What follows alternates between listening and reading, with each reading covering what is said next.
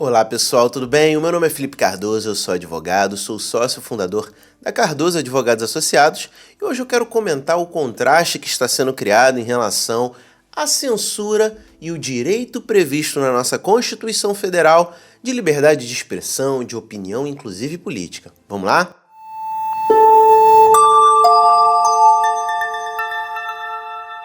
E para começar a falar sobre o nosso tema de hoje, é certo que essas eleições de 2022, além de estarem marcadas mais uma vez por conta da polarização política, que é o lado A e o lado B, direita, esquerda, e esses grupos geralmente eles não se comunicam. O lado A não consegue enxergar a proposta boa do lado B e vice-versa.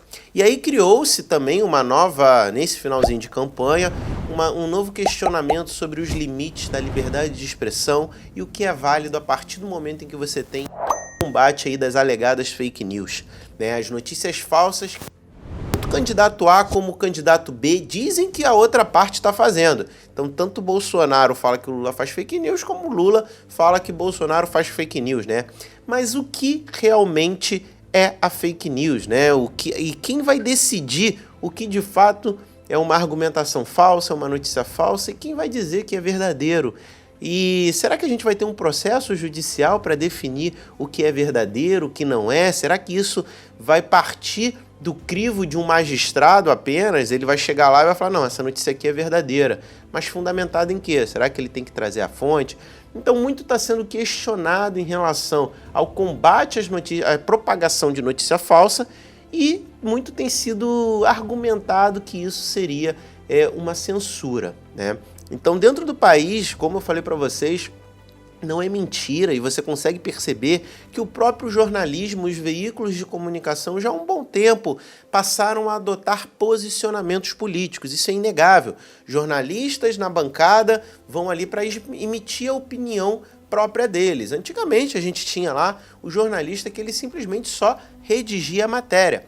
Ficou-se popular os âncoras ao final da divulgação daquela matéria dando uma opinião pessoal, estritamente pessoal ali, e eu até não vejo problema nenhum em relação a isso. Tem gente que fala que o jornalismo ele tem que ser isento, simplesmente da matéria, só que eu acho que cabe ali o público decidir o que ele quer ver. Ele quer ver ali o jornalista que no final emite a opinião política dele, ele quer ver o jornalista que simplesmente passa a matéria, porque de opinião basta você virar para o lado e perguntar o que o outro acha, né? E a verdade é que muitas vezes ninguém perguntou para o jornalista qual a opinião dele.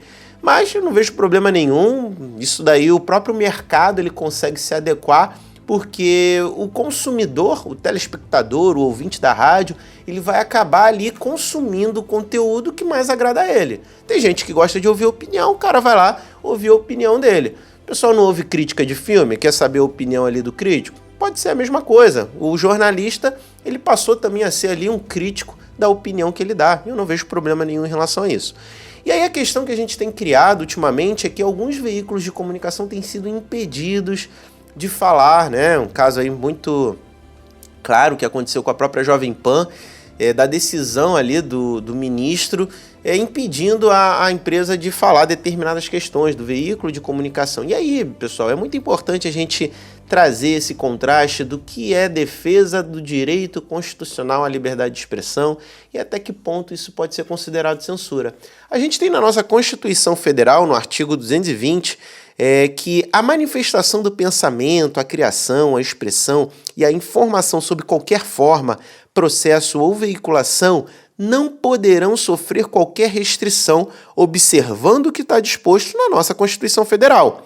E o parágrafo 1º diz que nenhuma lei conterá dispositivo que possa constituir embaraço à plena liberdade de informação jornalística em qualquer veículo de comunicação social, observando o disposto no artigo 5º, sendo vedada toda e qualquer censura de natureza política, ideológica e artística.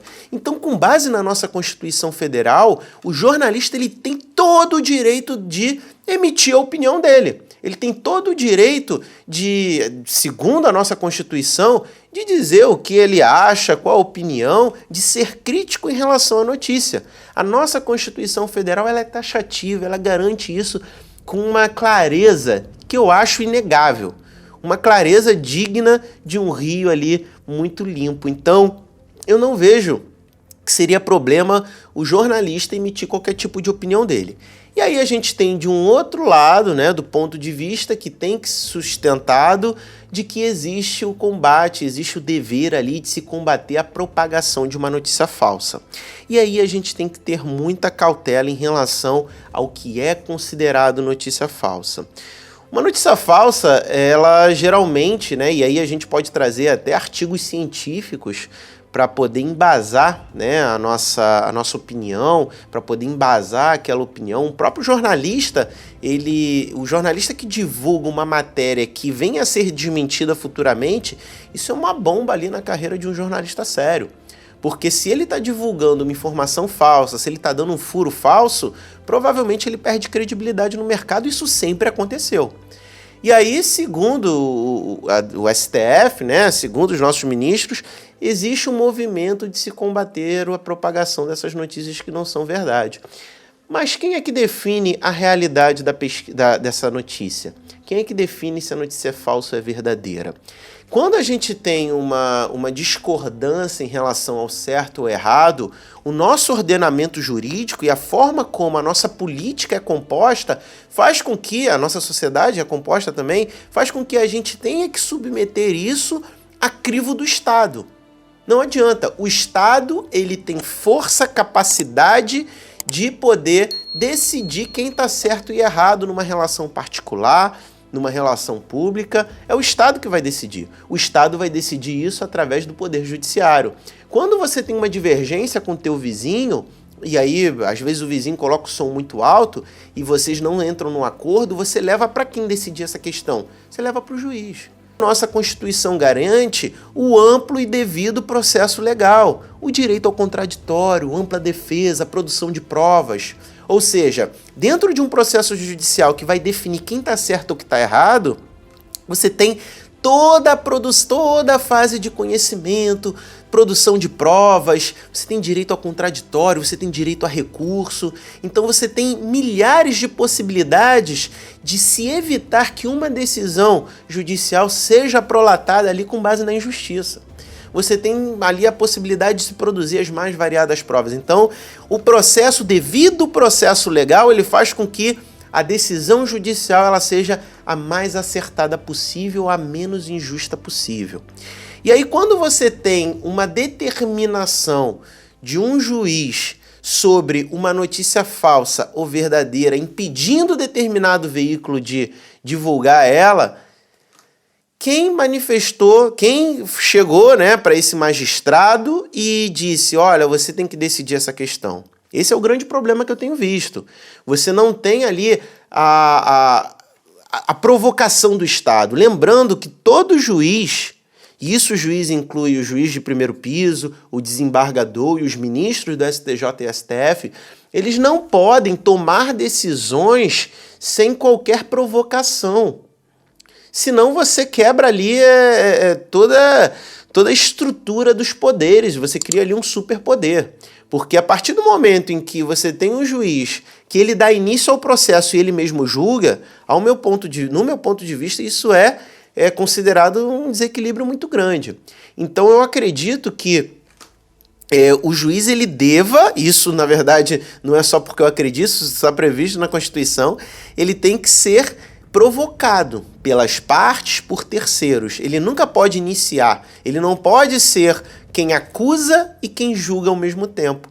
Então você tem que ter ali a provocação. Então o correto seria, olha, essa notícia aqui que está sendo veiculada é uma inverdade, você inclusive pode fazer isso. Se alguém divulgar uma notícia falsa sobre você, que você entenda ali ser difamação, ser uma calúnia, você pode manifestar através do Poder Judiciário, através de comunicado em delegacia, de que uma pessoa está cometendo um desses crimes contra você. A pessoa está cometendo uma calúnia, a pessoa está cometendo uma difamação contra você. Então você vai lá e você provoca o poder do Estado para ele decidir quem é que está certo. Mas você não tem o Estado se autoprovocando. Então isso é muito importante que seja mantido. Por isso que eu entro no ponto aqui, que é de extrema relevância para a gente estar raciocinando, quem é que vai definir a partir de qual manifestação de que uma notícia é falsa ou verdadeira? A gente tem dentro da elaboração de artigos científicos, a gente tem ali uma pesquisa muito grande de artigos, inclusive contrapondo, a gente vê isso no mundo da física, artigos contrapondo outros, uma pesquisa científica, geralmente ela é embasada ali com diversas provas e ainda assim essa pesquisa científica ela pode estar equivocada em determinado ponto. Entretanto, essa pesquisa ela tem que estar embasada com o máximo de provas possíveis. E aí quem é que decide isso? Será que o juiz simplesmente, olha, essa notícia aqui é falsa porque eu vi aqui na fonte ABCD? E quem é que está trazendo credibilidade para essa fonte? Será que a parte que está sendo acusada de ter transmitido a notícia falsa, ela teve direito à ampla defesa e ao contraditório? Esse direito constitucional está previsto na nossa Carta Magna. Então, assim, não adianta a gente simplesmente chegar e dizer, mas é preciso combater a notícia... É preciso combater a notícia falsa, sim. Tem muita gente sendo desinformada pela veiculação de notícias que são inverdade, só que quem é que vai definir, quem é que vai decidir se essa notícia é falsa ou verdadeira? É preciso se garantir a ampla defesa, o contraditório e provas robustas de que realmente a notícia que está sendo veiculada é verdade ou mentira. Dentro de um processo judicial padrão, a gente tem a produção de provas através do que as partes levam para o juiz, inclusive a própria perícia, que é judicial. A gente não pode simplesmente o juiz achar ou então pesquisar a fonte A, B, C ou D e simplesmente por esse único motivo ele tomar uma decisão do que é falso ou verdadeiro. O juiz ele tem todo o direito de utilizar o livre convencimento. O juiz ele escolhe ali as provas que ele vai dar mais relevância e a partir do livre convencimento ele vai tomar uma decisão. Entretanto, ele tem que estar ali servido de outros meios de prova, produzido inclusive pela parte que está sendo ali acusada de ter divulgado a notícia falsa. Então, essa decisão ela nunca pode ser unilateral. E eu inclusive ressalto aqui o documentário que é o Dilema das Redes, produzido ali pela Netflix, com base também num filme que foi recentemente divulgado também pela mesma Netflix, que está passando aqui, né, ambos os conteúdos, onde você tem as redes sociais, toda a mídia coletando dados específicos e te fazendo ver o que você quer ver na internet. Por que se foi criada uma polarização política? Porque todo mundo, a partir do momento que você pesquisa candidato A, B, C ou D, você só vai ver notícias daquele grupo. Você deixa de ter o contraditório. A rede social ela vai começar a veicular matérias, notícias para você referente àquilo que você mais tem ali afinidade. O grande problema disso é que você não vê o outro lado. E você passa a ser criado numa bolha. Porque muita gente, dentro de uma discussão política, geralmente fala assim, cara, como você não está enxergando isso? Todo mundo que eu conheço enxerga dessa forma e você não está enxergando. Por que isso? Porque foi se criada uma bolha a partir das redes sociais que só te despejaram conteúdo que elas consideraram que seria melhor para você. Então você não tem mais direito de escolha naquele conteúdo que está sendo divulgado. Então a gente tem que tomar muito cuidado em relação ao que a gente vê. O fato de você rolar um feed hoje numa rede social, você está vendo o que a rede social quer que você veja. E isso faz com que a gente tenha a impressão de que só existe um lado, de que a gente literalmente é colocado ali dentro de uma bolha. O Dilema das Redes, eu aconselho muito vocês verem esse filme também da Netflix, é muito interessante para você fazer uma análise sobre isso. Então, pessoal, eu acho que tem que se ter muito cuidado. Combate às fake news é válido extremamente. Notícia falsa tem que ser veiculada, você tem que compartilhar informação que esteja embasada ali com fonte.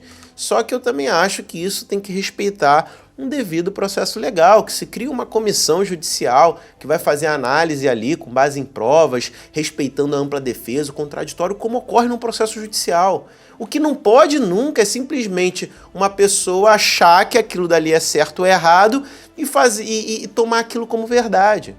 Olha, isso aqui é errado, então todo mundo tem que acreditar que isso é errado. Não.